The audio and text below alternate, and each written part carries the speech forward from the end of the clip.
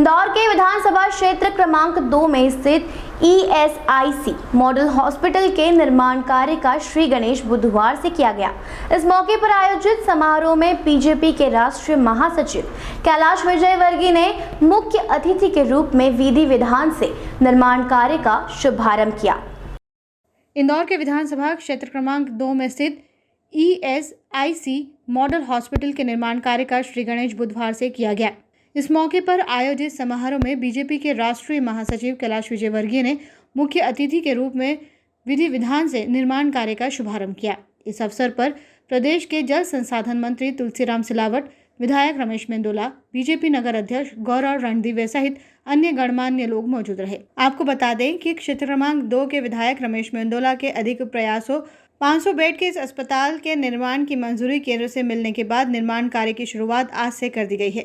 इस मौके पर बीजेपी के राष्ट्रीय महासचिव कैलाश विजयवर्गीय ने कहा कि यह हॉस्पिटल मजदूरों और आम आदमी के लिए समर्पित रहेगा जिनका ESI कटता है, और यदि कोई एक्सीडेंटल केस आएगा तो उस पर भी ध्यान दिया जाएगा, लेकिन उपचार की प्राथमिकता मजदूरों के लिए ही रहेगी क्योंकि वो किसी निजी अस्पताल में इलाज कराना उनके लिए दूर की बात होती है।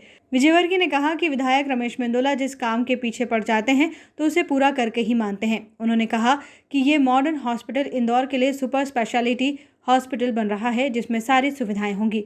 वहीं उन्होंने निर्माण कार्य में लगे ठेकेदारों से कहा कि हॉस्पिटल के निर्माण में हर बारीक चीज़ का ध्यान रखें ताकि भविष्य में कोई गड़बड़ ना हो।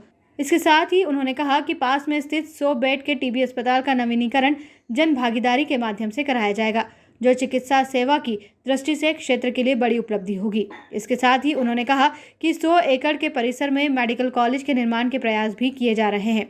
इधर बीजेपी के राष्ट्रीय महासचिव कैलाश विजयवर्गीय ने कहा कि मंत्रिमंडल के विस्तार पर वो कोई टिप्पणी नहीं करना चाहेंगे क्योंकि शाम तक स्थिति सामने होगी।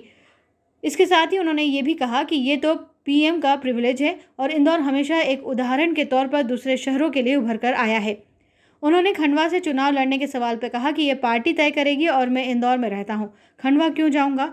वहीं राज्यसभा सांसद और कांग्रेस नेता दिग्विजय सिंह द्वारा OBC और मोहन भागवत को एक सिक्के के दो पहलू बताने के सवाल पर विजयवर्गीय ने तंज कसा और कहा कि दिग्विजय सिंह ने हमेशा नकारात्मक विचार रखे हैं और मेरा मानना है कि मोहन भागवत जी ने जो कहा वो सही है, क्योंकि वसुधैव कुटुंबकम इस देश की पहचान है। इस देश में हुन, शक, यहूदी, पारसी आए, सब इस देश के अंदर कहाँ घुल मिल गए पता ही नहीं चला।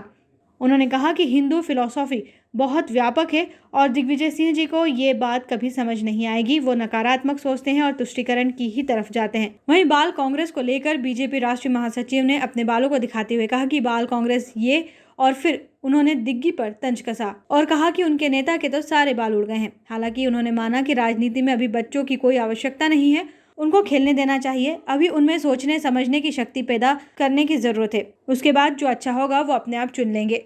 ऐसे में अभी से बच्चों को प्रेशराइज करना किसी राजनीतिक दल के लिए ठीक नहीं है। देखिए, दिग्विजय सिंह जी हमेशा नकारात्मक उनके विचार रहे हैं। मैं समझता हूँ कि मोहन भागवत जी ने जो कहा है वो हमारा वसुधैव कुटुंबकम, ये इस देश की पहचान है। हमारे यहाँ हूण आए, शक आए, यहूदी आए, पारसी आए, सब इस देश के अंदर कहाँ घुल मिल गए पता नहीं लगा। ये इस देश की पहचान है, क्योंकि हमारे यहाँ वसुधैव कुटुंबकम की बात की और सर्वे भवन्तु सुखिनः सर्वे सन्तु निरामया, सबके कल्याण की बात की गई। इसलिए हिंदू जो फिलॉसफी है वो बहुत व्यापक है और दिग्विजय सिंह जी को ये समझ में कभी भी नहीं आएगी, क्योंकि वो नकारात्मक सोचते हैं और उनका सोच बहुत संकुचित है और इसलिए हमेशा वो तुष्टीकरण की तरफ ही जाते हैं। मैं समझता हूँ उसके ऊपर कोई टीका टिप्पणी कोई आवश्यकता नहीं।